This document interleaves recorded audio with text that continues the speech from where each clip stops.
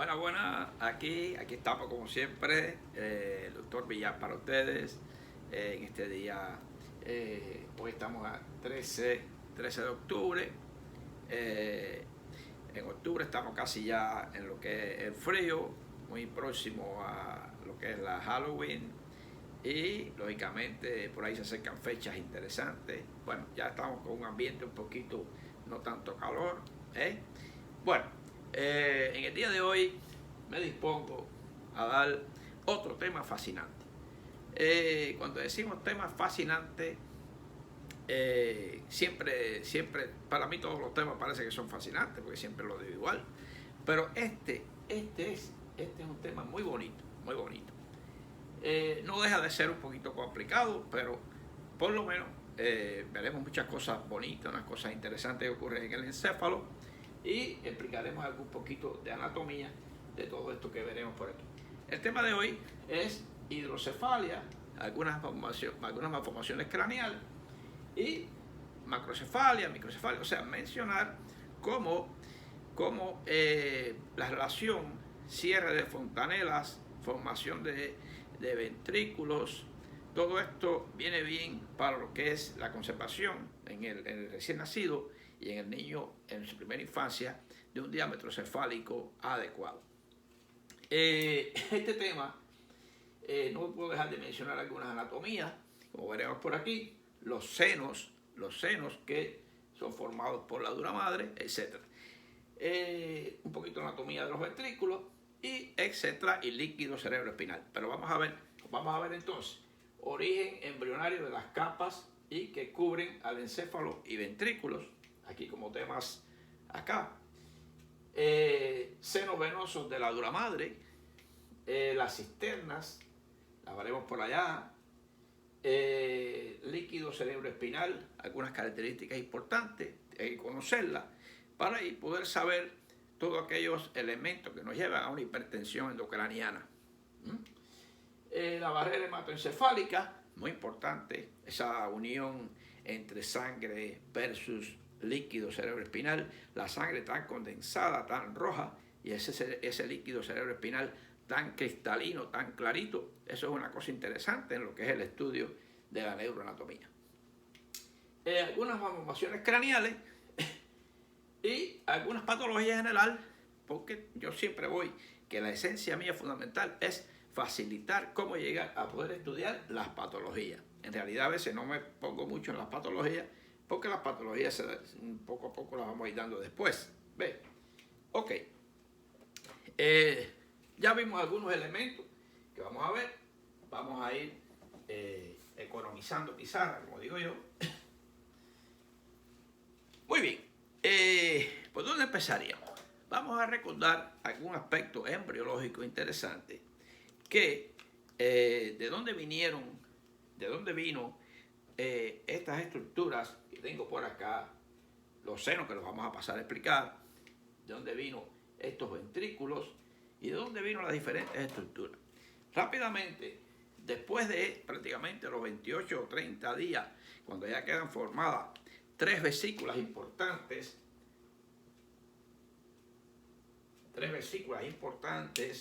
que serían, vamos a irla viendo ahora, prácticamente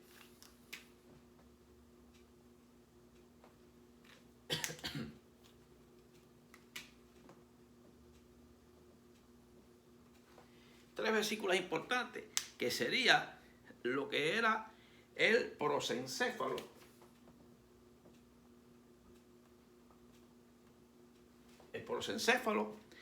el mesencéfalo y el rombencéfalo. Bien, esas fueron a grosso modo las tres vesículas importantes. Estas vesículas, lógicamente, estas vesículas se formaron de la siguiente manera. Se formaron así.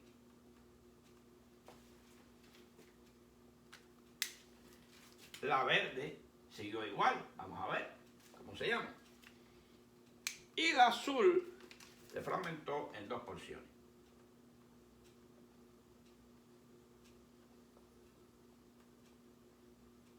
En dos porciones.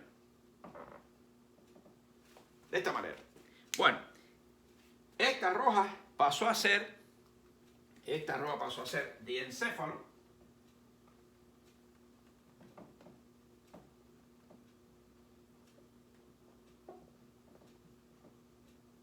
Telencéfalo y diencéfalo.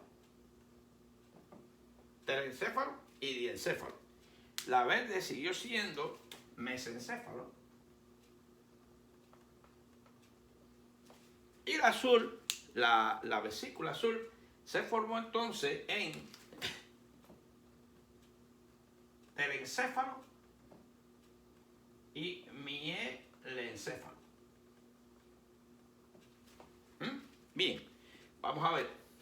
El prosencéfalo se dividió en estas dos, que sería telencéfalo y diencéfalo. El mesencéfalo se quedó igual y el rombencéfalo se formó el telencéfalo, el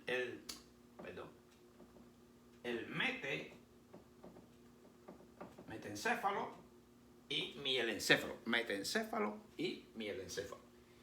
Y prácticamente esta es la porción de la médula. Aquí se formó el mielencéfalo. Muy interesante eso. Vamos a ver entonces qué se formó de cada una. Fíjense que del telencéfalo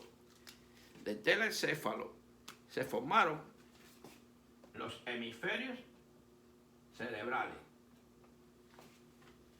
Del diencéfalo se formó los ventrículos laterales.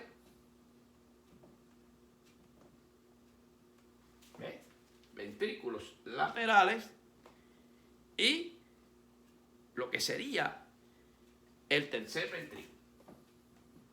De esta área se formó los ventrículos laterales y tercer ventrículo. Del mesencéfalo se formó el conducto de Silvio. Eso vamos a explicarlo ahora acá. ¿Quién es toda esa gente? Y del metencéfalo se formó, aquí, se formó la fosa romboidea o cuarto ventrículo. Y además el cerebelo, la protuberancia y cerebelo. Y del mielencéfalo, la médula espinal. Muy bien. A grosso modo tenemos ahí el prosencéfalo, que se dividió en telencéfalo, que dio lugar a los hemisferios cerebrales, y también en esta área los ventrículos laterales, el diencéfalo, que da prácticamente los ganglios basales, etc., y tercer ventrículo, el mesencéfalo, que da lo que es prácticamente da origen al conducto de Silvio, que es este que está aquí, tercer ventrículo, los ventrículos laterales, vamos a explicarlos ahora. Y tenemos que el rombencéfalo se divide en metencéfalo, que da lugar a la fosa romboidea, que es esto que está aquí, y el cuarto ventrículo, esa área, eso que está ahí. Y el mielencéfalo, la médula espinal. Médula espinal. Muy bien. Este pequeño cuadrito es muy importante tenerlo en cuenta por toda su relación con la formación de las estructuras. Bien, vamos entonces a ver otro elemento importante. Después de ver esto, vamos a ver otro elemento importante, que sería el niño, el cráneo que se forma de mesencéfalo, y igual que la dura madre, que se forma del mesodermo, igual que lo que es la dura madre, lo que es el cráneo. No es un cráneo ya de adulto completo en sí. Está formado por áreas, esos huesos futuros, frontal, parietales, temporales, etc. Está separado por áreas que se llaman fontanelas. fontanela. Si vemos un cráneo por la parte superior, ¿cómo sería? Tenía un área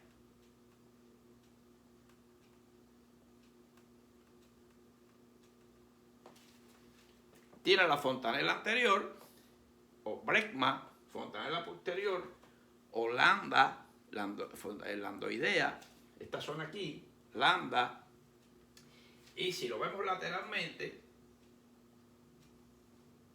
tiene un punto anterior que se llama el pterion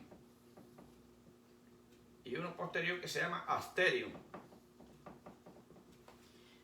Estos son puntos de osificación, fontanela, que se van a osificar tardíamente, estas a los 18 meses y estas más posteriores se fusionan un poquito antes. Este dato es importante porque estas fontanelas pueden regir el diámetro cefálico. Fíjense que un niño al nacer tiene un diámetro cefálico de 35 centímetros según el percentil, lo que es la línea de lo que es el diámetro cefálico al nacimiento. Hay percentiles ya establecidos. Mayor de ahí sería una macrocefalia, menor, prácticamente menor de ahí sería considerada una microcefalia. Ya al año debe tener unos 46 centímetros de lo que es el perímetro cefálico. O sea, 35 centímetros de circunferencia al nacer y 46 al año. Prácticamente, estos son datos importantes porque para hablar de macrocefalia, de cualquier causa que sea, es importante conocer estos datos. Muy bien. Después de estos datos, vamos a ver que existen tres capas importantes en lo que es. Ustedes ven que estas figuras que están ahí, estoy loco porque Villar explique eso, pero un momentico, poco a poco viene todo. Este sería el cráneo. Hay una capa pegada a lo que es el hueso, que se llama dura madre. Hay otros videos en los que ya yo expliqué un poquito esto, pero voy un poquito más, un chisme más profundo. Hay una que sería debajo de esta, que esto es un dibujo más o menos así, que tiene forma de tela de araña, que se llama aracnoide. Y hay una que está pegada, lógicamente, a lo que es, como está aquí, lo tenemos aquí dibujado, que se llama la pilla madre.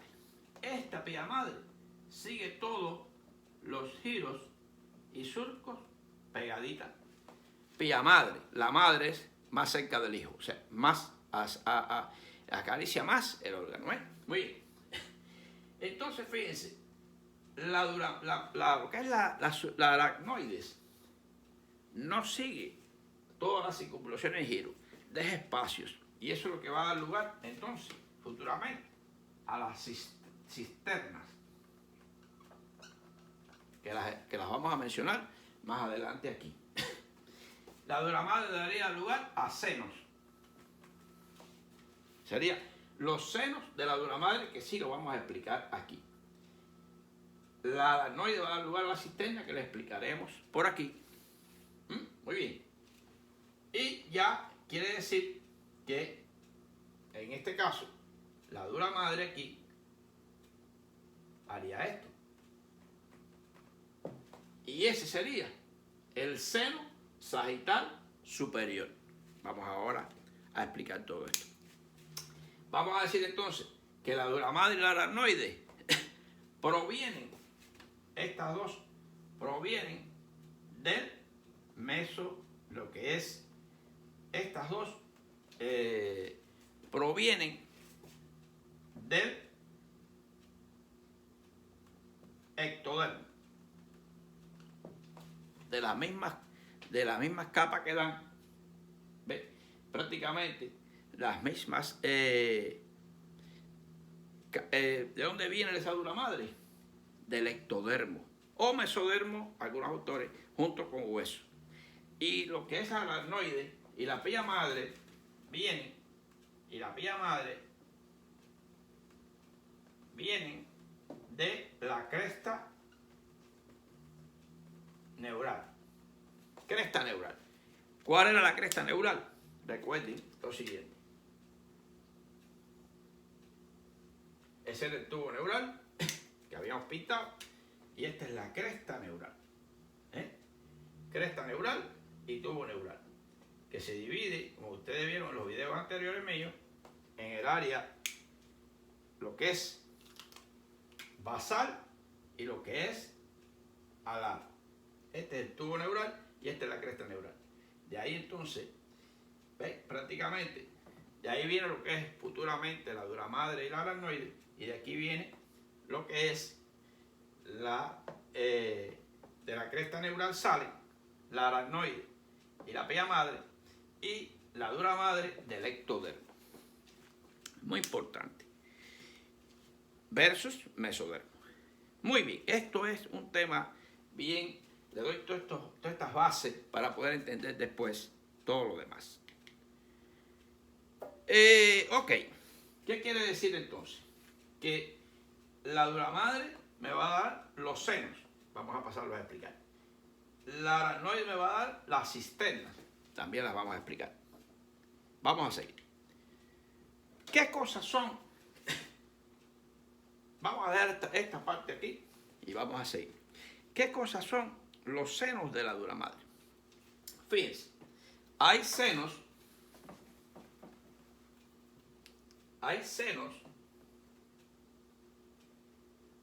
impares y senos pares.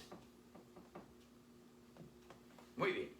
Si vemos esa estructura que hemos hecho ahí, estructura bien como que en 3D prácticamente, vamos a ver que este es el seno sagital superior. Este es el seno sagital superior, que estaría aquí, si lo vemos en la vista frontal. Este es el seno sagital superior. Sería seno sagital superior, es impar. Seno recto, este que está aquí, ¿veis? Prácticamente. Y está considerado, sí o no, si el seno cavernoso, este que está aquí, seno cavernoso, es par o impar.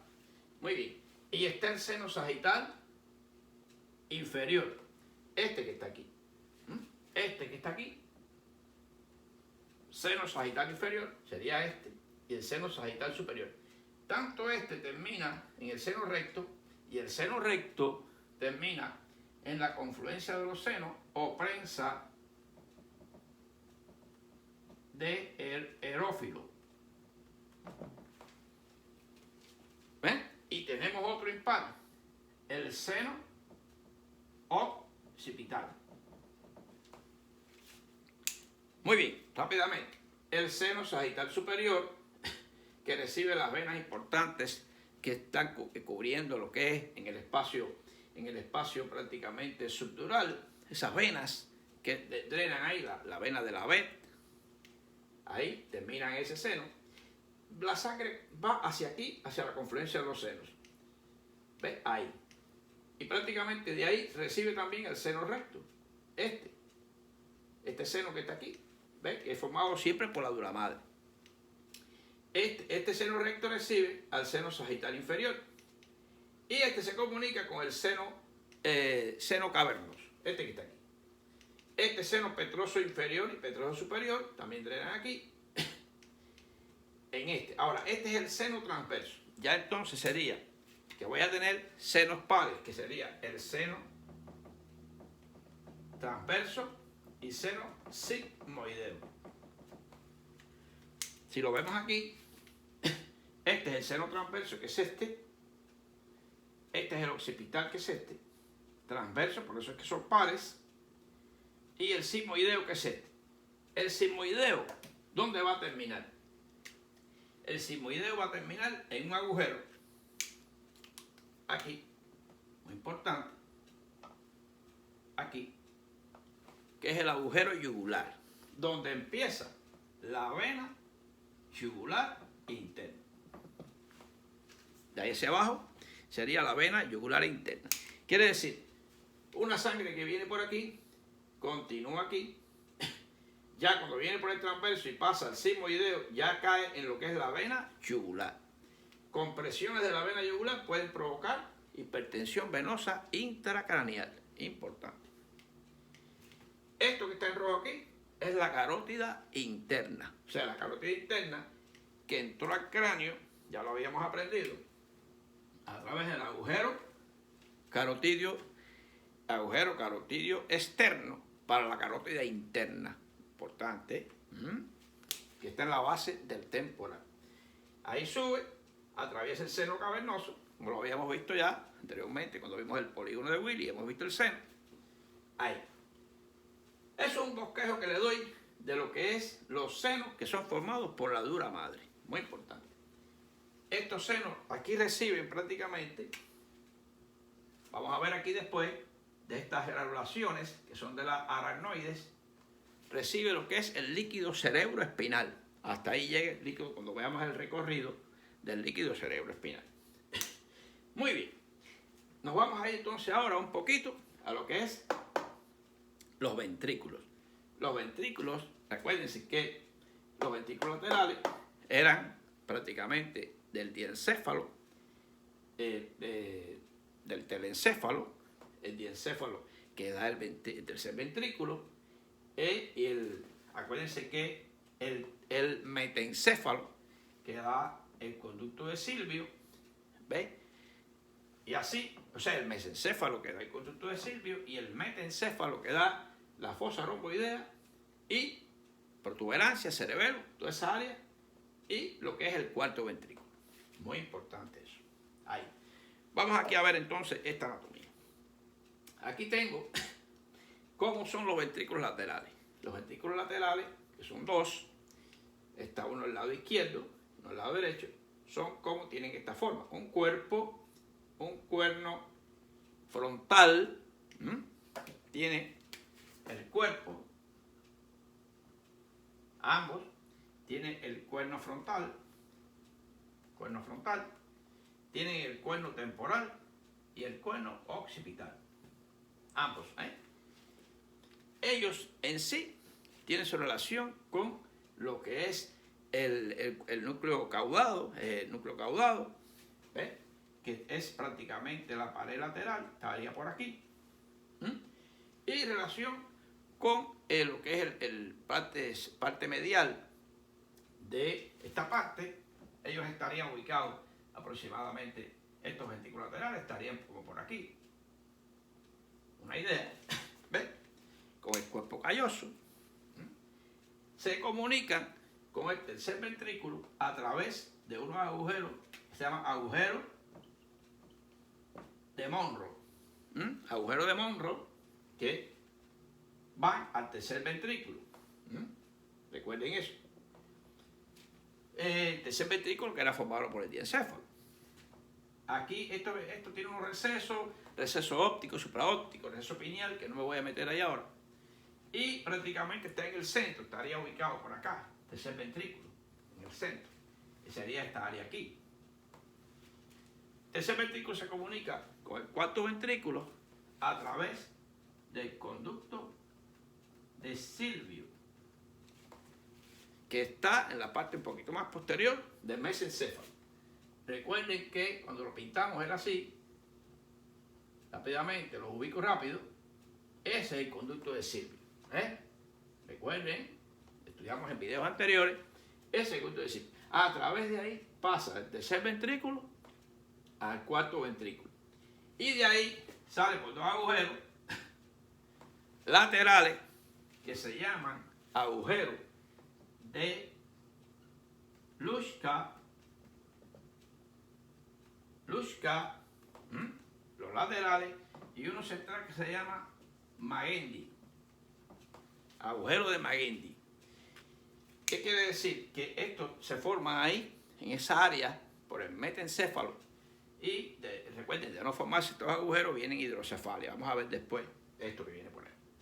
Lelushka laterales y Magendie central en la fosa romboidea. Después que le hemos visto todo esto, vamos a ver entonces, vamos a ver que hay otros ventrículos. Se habla de lo que es el espacio de Verga, un quinto ventrículo que se habla. En realidad son 4, son ventrículos 1, 2, 3 y 4 ventrículos. No lo voy a enredar con esto, hasta ahora.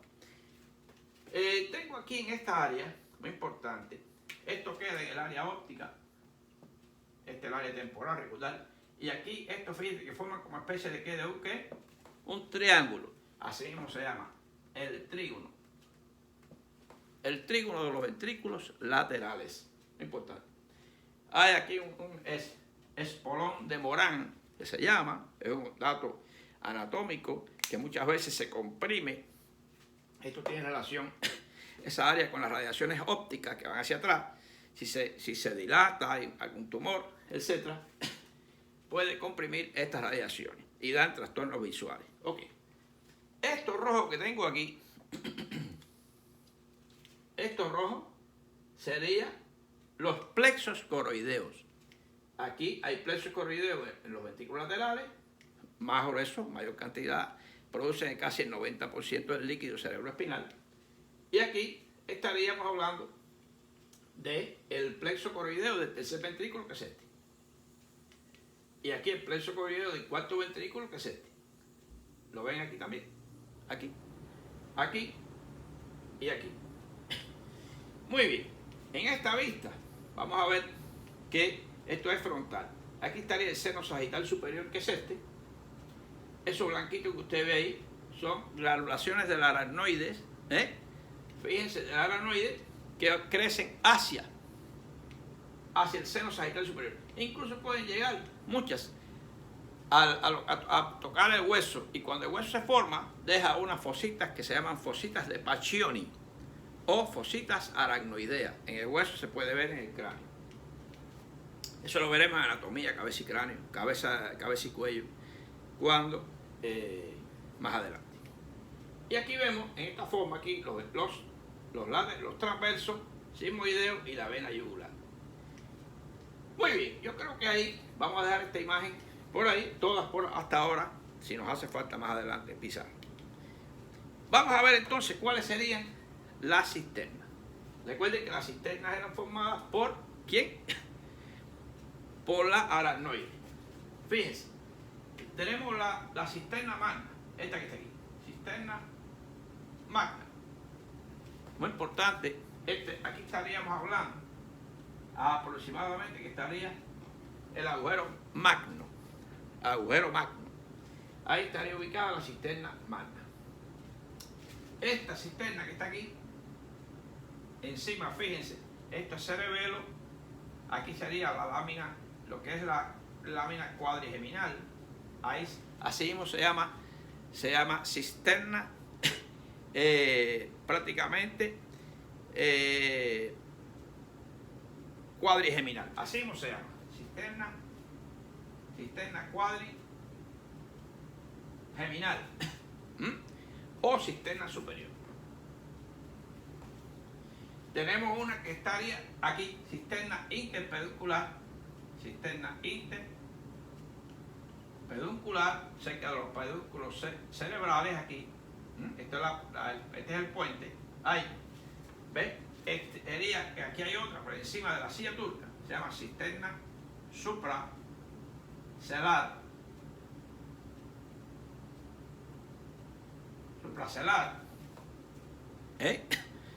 Supracelar, interpeduncular, cisterna pontina, que es esta, cisterna pontina, aquí. ¿Ves? Vamos a ver, cisterna magna, cisterna cuadrigeminal, cisterna interpeduncular, cisterna pontina, cisterna supracelar. Son muy importantes. Y cisterna medular, aquí. Cisterna medular. Son la magna, medular, pontina, interpeduncular Muy importante saber, conocer la cisterna magna, porque en caso de que haya una hipertensión endocraniana, puedo hacer aquí punción, ya sea directamente a los ventrículos, sacarle el líquido por arriba, si el niño todavía, y se produce con las membranas todavía no se han sellado, me permite llegar a los ventrículos, o puedo hacerlo cistenal, punción cistenal, o sea, no punción medular. Si hay una hipertensión endocraniana hay que tener cuidado, no se puede hacer punción medular porque produce un enclavamiento de esta área ahí. Estoy provocando un Chiari, un Chiari iatrogénico. Bien, vamos a seguir. Ok, muy bien. Después de esto, vamos a ver ya. Perdón. Rápidamente, antes de borrar un poquito.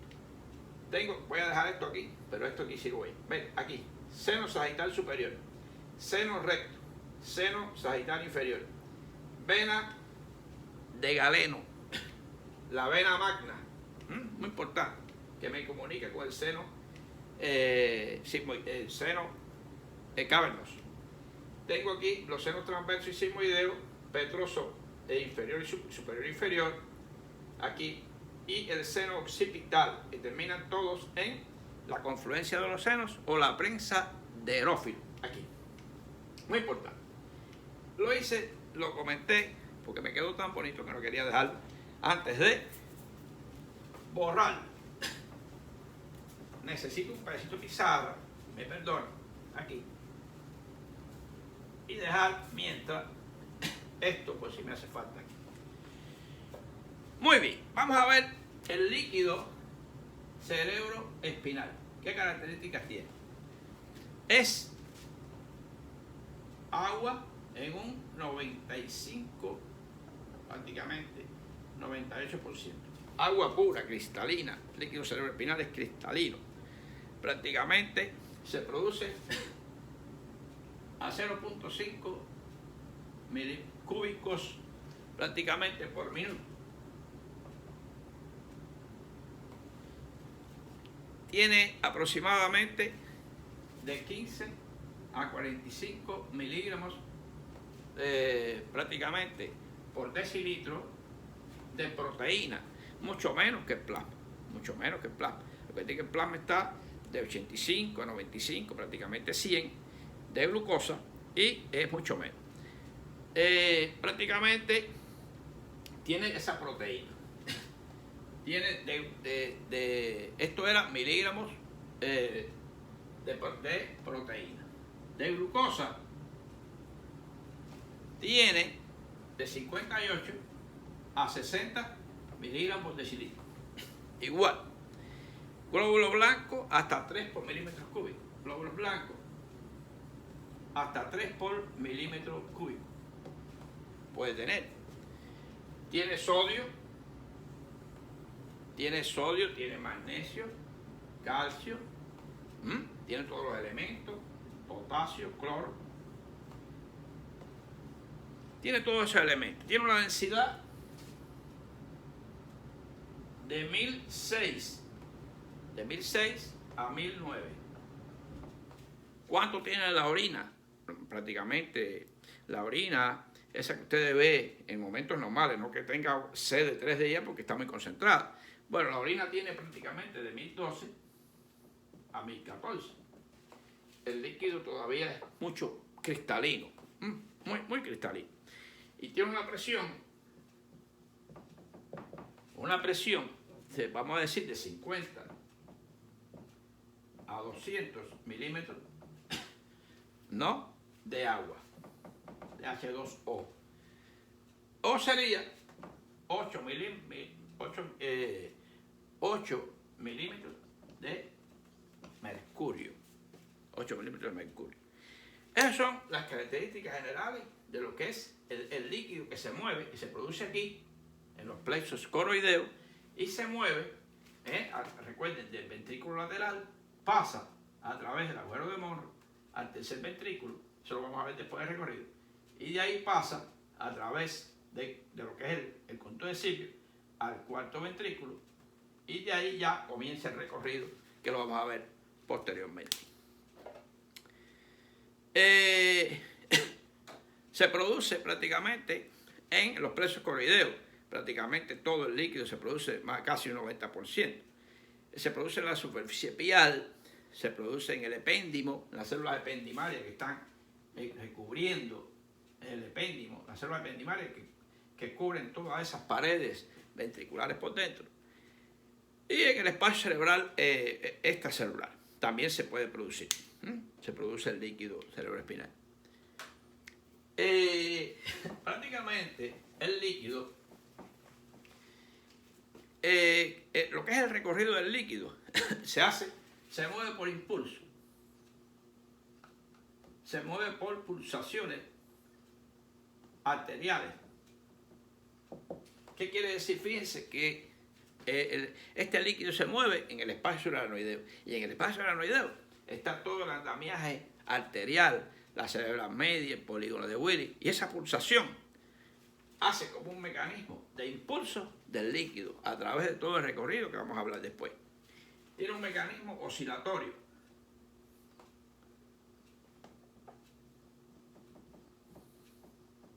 Un mecanismo oscilatorio de vaivén y muy pulsátil.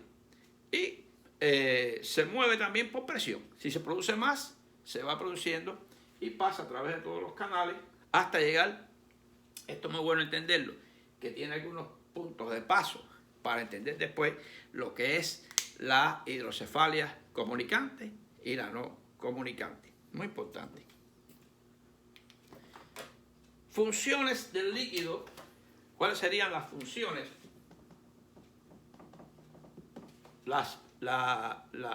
Lo que es las funciones del líquido cerebroespinal. Número 1, flotación del cerebro. La flotación, prácticamente amortiguador. Mucho amortiguador. Protege al cerebro de vibraciones y también es un amortiguador químico a través de lo que es la barrera hematoencefálica. Muy importante. La barrera sangre-líquido. Ese constante intercambio muy importante en el líquido cerebroespinal. La presión hidrostática, el control de macromoléculas, control, hace un mecanismo de barrera. Esa barrera se llama barrera hematoencefálica, muy importante.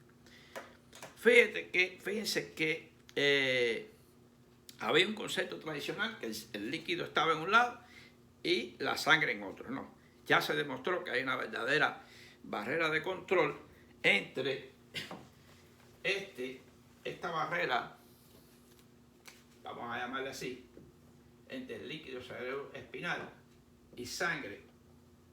Hay células muy bien desarrolladas, endoteliales, especiales, que permiten o no el paso de ya sea sodio, potasio, glucosa,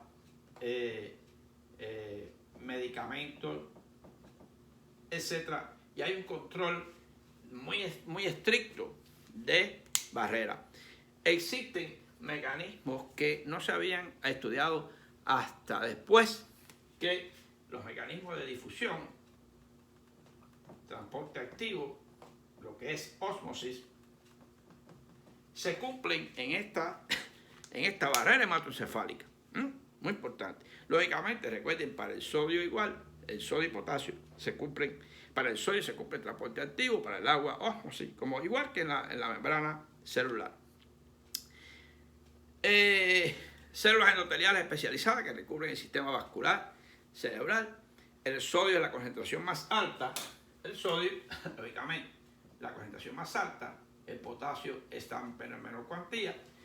Y así, ellos todos favorecen el paso del líquido a través del mecanismo llamado ósmosis.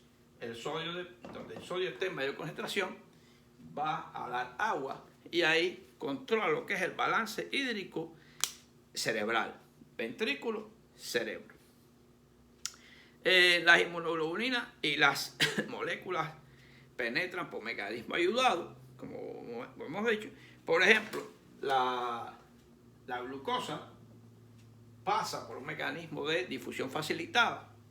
Lo que es la L-Dopa, por ejemplo, que se le da a los medicamentos con Parkinson, porque la dopamina no la atraviesa. Entonces la L-Dopa sí, y se le da para que pase y pueda ayudar en la formación de la dopamina.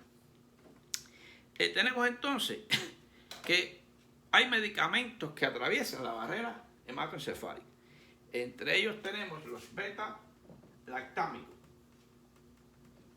las sulfas, muy importante, las quinolonas, los macrólidos.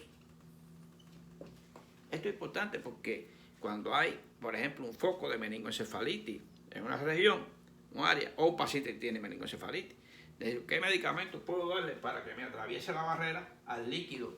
Y podemos conocerlo, ¿ves? Las tetraciclinas, etcétera. Eso ustedes lo pueden revisar porque es importante saber qué medicamentos aminoglucósidos, gentamicina, garamicina, esos medicamentos también atraviesan la barrera hematoencefálica. Muy importante, debo conocer eso. Se habla de la punción lumbar. Punción lumbar. Recuerden que la punción lumbar es entre L3 y L4 aquí abajo, pero la centenal es aquí arriba. Fíjense bien. Pasamos entonces aquí, rápidamente. Se forma en los plexos, el líquido se forma en los plexos coroideos, pasa a través del agujero de Monro al tercer ventrículo. Al tercer ventrículo aquí. Del tercer ventrículo pasa por el conducto de Silvio, aquí, al cuarto ventrículo. Y de ahí sale por los recesos laterales, como habíamos dicho, de Luschka y Maendi. Los Luschka son laterales, recesos laterales, a lo que es el espacio suraranoideo o aranoideo, y va por toda la médula, bajando, va a las cisternas, pontina, interpeduncular, etc. Pasa por todo el recorrido, por el espacio suraranoideo, y se reabsorbe aquí, en las granulaciones aranoideas. Estas granulaciones aranoideas serían, esta aranoide hace como especie de unas cositas así, que parecen unos brócolis, y ahí pasa, se reabsorbe a lo que es la sangre, que es el seno sagital superior, sobre todo que está aquí, ese sur que usted ve ahí, y esas son las granulaciones, y ahí pasa, ese es el concepto tradicional que todavía se mantiene de lo que es el recorrido del líquido. Entonces les decía que la punción lumbar podemos sacar el líquido aquí. ¿Qué nos permite? Podemos medir la presión del líquido, podemos medir concentración del líquido, podemos medir si tiene bacterias, si tiene elementos, si tiene, en el caso de meningoencefalitis viral, es más bien claro, cristalino, se mantiene. Pero si es bacteriano va a tener un color, vamos a analizar el color, el contenido del líquido, podemos hacer cultivo y todo, y podemos buscar todo, podemos buscar proteínas para hacer diagnóstico, por ejemplo, de Guillain-Barré, como les hablaba en videos anteriores. Bueno, basado en esto, porque el video se nos llevaría tiempo hacerlo, mucho tiempo. Vamos a ver lo que sería, vamos a ver algunos conceptos como sería macrocefalia, lo que sería macrocefalia, microcefalia. Y ahora sí, tenemos que borrar aquí para ver algunas cositas. Lo que sería la macrocefalia. Bueno, vamos a ver macrocefalia, vamos a ver Dandy Walker, vamos a ver hipertensión endocraniana, vamos a ver hidrocefalia comunicante versus no comunicante, síndrome de Hacking-Adams, vamos a ver algunas patologías seguidamente. Vamos a irla viendo por hoy. Vamos a ver que se pueden producir alteraciones craneales. Esas alteraciones craneales pueden ser de tres tipos. Puede ser macrocefalia, puede ser microcefalia y puede ser anencefalia. Puede tener las tres formas. Fíjense que, recuérdense que siempre les decía que la macrocefalia depende de varias cosas. En esto, el diámetro está mayor de 35 al nacer. O puede ir aumentando y yéndose por encima del normal percentil. Esta macrocefalia puede ser por alteraciones en la proliferación o migración. Quiere decir que esto me lo puede alterar. La alteración en lo que es la proliferación y la migración. También puede producirse por un cierre temprano de fontanelas. Cierre temprano de fontanela. Eso sería la craneosinostosis. Quiere decir que esta macrocefalia, alteraciones de la formación y cierre temprano de fontanela, que va a distintos tipos de cráneo, como lo vamos a ver. Y la microcefalia puede ser también por problemas de la proliferación sobre todo, y la anencefalia igual. Esto tiene que ver con el tubo neural anterior. Muy importante. Esas tres son importantes. Ahora nos vamos aquí. Cierre temprano. Puede ser varios tipos. Cráneo en torre o turricefalia. El cráneo crece hacia arriba, sobre todo por cierre de las fontanelas. Sigue creciendo lo que es las suturas laterales y el cráneo sigue subiendo. Tenemos entonces la oxicefalia.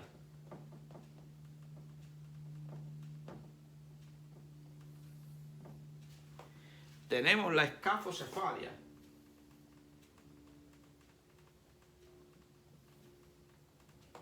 Escafocefalia. Poquito.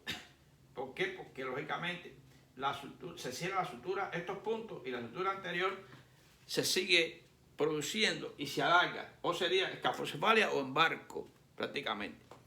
Y tenemos entonces la trígonocefalia. Trígonocefalia. Aquí, como si fuera la frente en forma de un trígono, hacia adelante un pico. Se forman varios tipos son un poco las más frecuentes.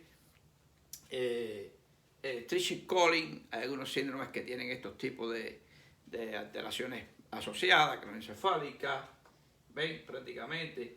Esto puede tener todo con cierre de fontanela o trastornos óseos genéticos. Estos son los tipos más o menos y fíjense que el cierre temprano también puede tener hipertensión, hipertensión endocraniana. Dependiendo, este cierre temprano se empieza a desarrollar lo que es el sistema ventricular y puede hacer cierto. Y, lógicamente, esta macrocefalia es lo más frecuente que se puede ver, y después vamos a ver particularmente cómo podemos ver esto. Ok, vamos a ver entonces, de estos que están aquí, hay uno que se asocia con la parte del metencéfalo, que se llama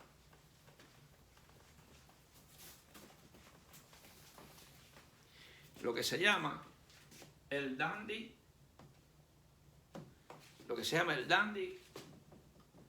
Walker. El Dandy Walker, fíjense, no se desarrolló, el metacéfalo no desarrolló el cerebelo, no desarrolló los recesos laterales y el cuarto ventrículo tampoco. Y entonces prácticamente el niño, si hacemos vamos a ver que tiene una macrocefalia y tiene aquí como especie de un quiste, un área quística con ausencia del cerebelo, y esto aumenta el diámetro cefálico. ¿Qué tiene este niño? Fíjense que la D, podemos decir D, dilatado, Walker, water, agua. Y recuerden que el cerebelo tiene una parte central que se llama el vermis y no se forma. Sería entonces la S, o sea, la síndrome, Dandy-Walker syndrome, sería entonces la S de small, lo que es small vermis, de doble S, o sea, mucha agua acumulada, no se formó el vermis. Esto trae consigo que el niño va a tener características importantes, como sería hipertensión endocraniana, nistagmus, tiene macrocefalia y puede tener lógicamente trastornos de coordinación y equilibrio. Eso puede tenerlo el niño y lógicamente puede estar asociado con el diámetro cefálico aumentado, etc. Ese es el Dandy Walker.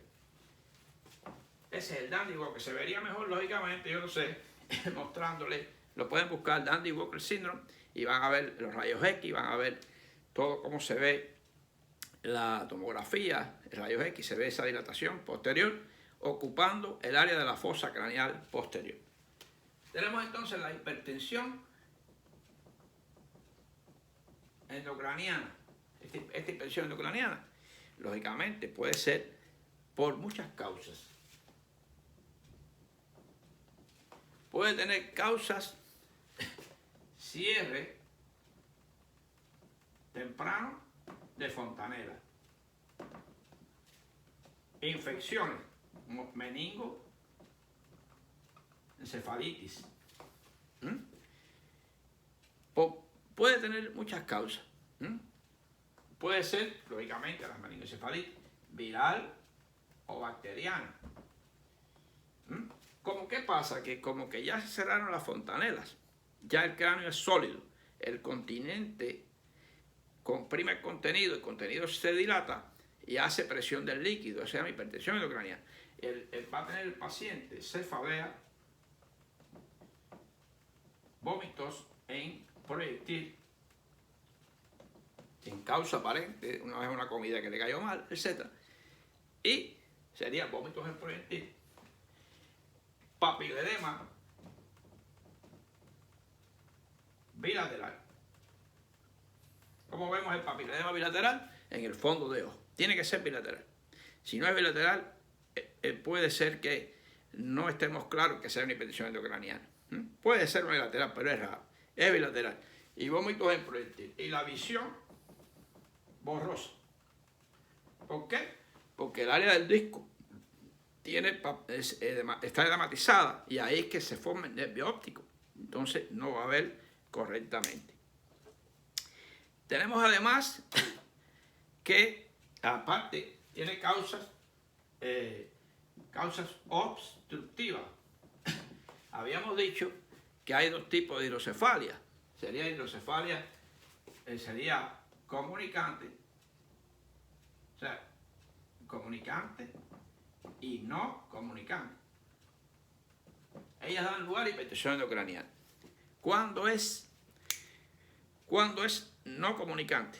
Cuando prácticamente alguno de los puntos, ya sea el conducto del agujero de Monroe o el conducto de Silvio o los recesos están cerrados. Ese es no comunicante. ¿Y cuándo es comunicante? Cuando no depende de estos agujeros naturales de monstruo o interventriculares o de Silvio.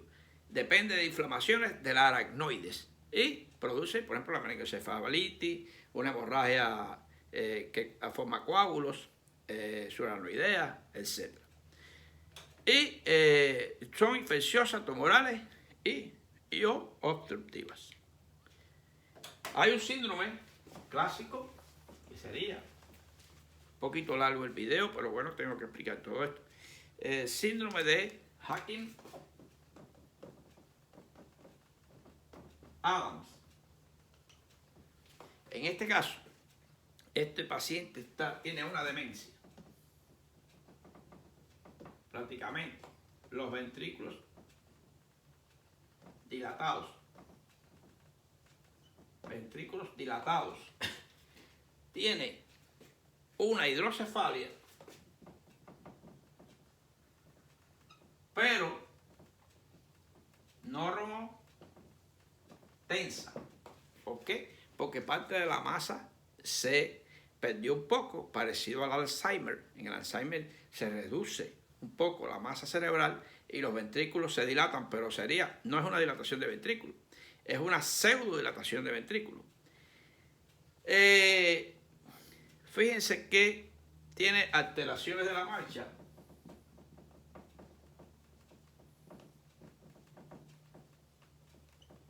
y trastornos de control esfínter. Prácticamente son una triada. Es como una triada. La presión es normal porque aumenta el diámetro de los ventrículos. Los ventrículos están dilatados. Los ventrículos laterales están dilatados. Y se dilatan los ventrículos. Parecido también en la enfermedad de Huntington, que el núcleo caudado, que está por aquí, pierde sus células espinosas, que son un 95% en él, y los ventrículos se dilatan. Pero no es que es por hipertensión en esos ventrículos. Así pasa en este Hutchinson-Adams, que es una hidrocefalia normotensa. Ya finalmente, para un niño que tiene hidrocefalia, hay varios, está lo que sería el control del vaciado de líquido a través de válvulas. Hay unas válvulas que son, sería, vamos a decir, ventrículo pleural y ventrículo peritoneal. Si ponemos aquí, lógicamente, vamos a poner aquí un niño rápidamente, con un poquito de macrocefalia, hidrocefalia. Vamos a ponerlo aquí. Vamos a poner el diafragma aquí. Y aquí, los pulmones, vamos a poner el corazón ahí para que no me falle. Bien, a grosso modo. Vamos a ver cómo sería la ventrículo. Lógicamente, estas válvulas pueden ser de función no tan espontánea. Esta válvula a veces hay que apretarla. Se le explica a la madre que la tiene que apretar por una valvulita. Se le pone debajo de aquí de la piel, de lo que es la base del occipital. Ahí. Y la madre con caricias le da para que el líquido de aquí viene. Esto sobre todo es cuando es ventrículo peritoneal. Porque aquí estaría el control. Tiene que apretarlo para que saque el líquido. Entonces se coloca en los ventrículos laterales, sobre todo, donde está la hipertensión. O sea, para que saque el líquido y esto controla un poco lo que es esa hidrocefalia que ya existe. Normalmente ya la madre va cuando el niño tiene, no es que le esté empezando la hidrocefalia, la madre no sabe que le está empezando. Eso poco a poco, el pediatra lo ve, chequea la fontanela, mide el mayor diámetro cefálico de acuerdo al percentil y se da cuenta que tiene ya esta hidrocefalia. La presión en lo que es intraperitoneal es positiva. positiva. ¿Ven? Y la presión del tórax es negativa. Negativa, muy interesante. De -3 a -5 milímetros de Hg o de H2O. O sea, también en centímetros de agua es muy baja, negativa. ¿Qué quiere decir? Que si ponemos ventrículo peritoneal, lleva. Pero a veces se puede poner ventrículo pleural. El catéter se deposita ahí, encima del diafragma. ¿Y qué pasa? Que como que es una presión negativa, solito absorbe. Como quieren el control de válvula, que no permite que aspire demasiado. Y así. ¿Por qué hay que tener cuidado? Porque fíjense que hay otra enfermedad que se llama Arnold-Chiari.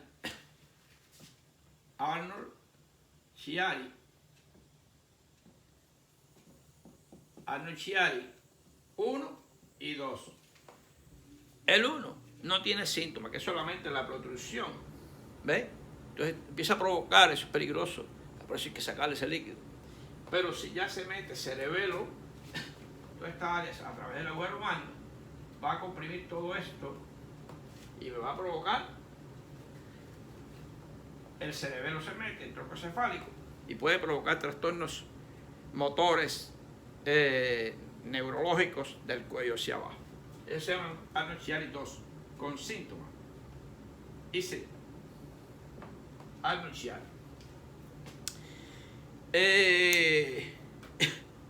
Bueno, yo creo que el tema un poquito rápido, pero bueno, tocamos algunos temas importantes sobre lo que es, qué es el líquido cerebroespinal, su contenido, cómo circula, qué patologías más o menos se relacionan con él. Yo creo que